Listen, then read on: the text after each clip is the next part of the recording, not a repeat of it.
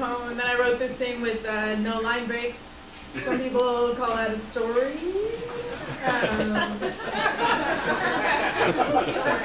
Don't worry, it's not that long. It's a non-fiction piece, actually.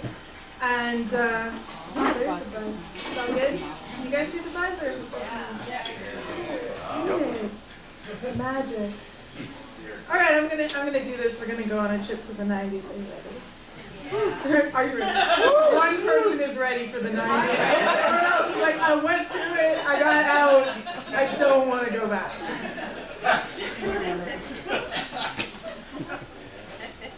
All I remember of the 80s is high-waisted acid-wash denim, the half-rolled window of the car, and the spin of the cassette as Gord Downey sang my family home from No Frills.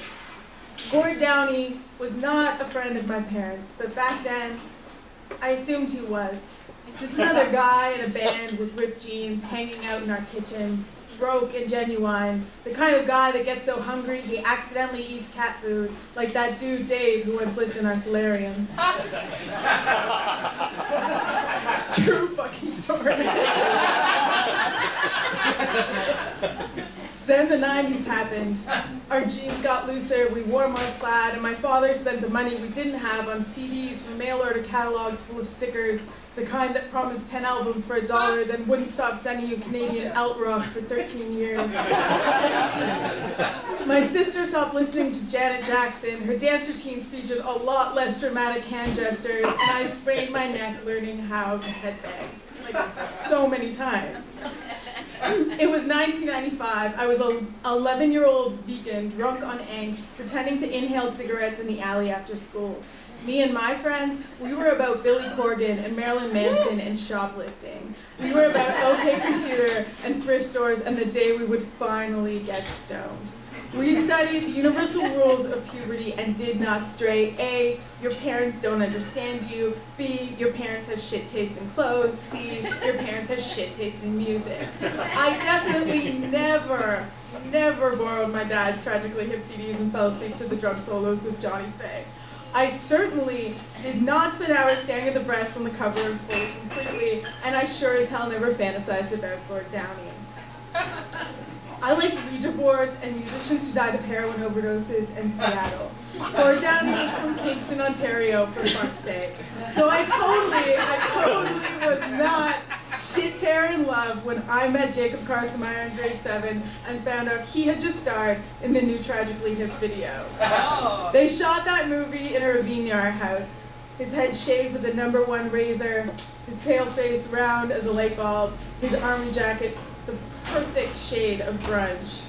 It opened with him blinking into the camera, slowly and profoundly, then running away from the lens in a dramatic turn of events, so beloved of 90s filmmakers. I never kissed Jacob Carsemeyer, not even on New Year's Eve, when we counted the year down into 1997 together in a movie theater, watching the newly released Beavis and Butthead movie.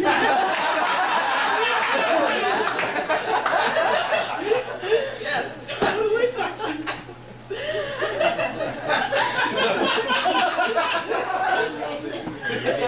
We told each other a lot of things, mostly about how much it sucked to be 12 years old and how we just like dye our hair purple and get on a Greyhound.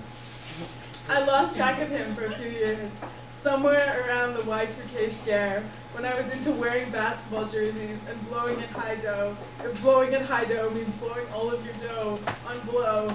Side note, it doesn't. Apparently I googled that shit and found on a website called like the Hit Encyclopedia that it was what Gord Downey's drama used to tell him was like to not get too big for your britches or try and run before you walk, which was advice I could have used as a teenage drug addict, simultaneously proving why your parents like Gord Downey and why I hid my Tragically Hip albums in my sock drawer.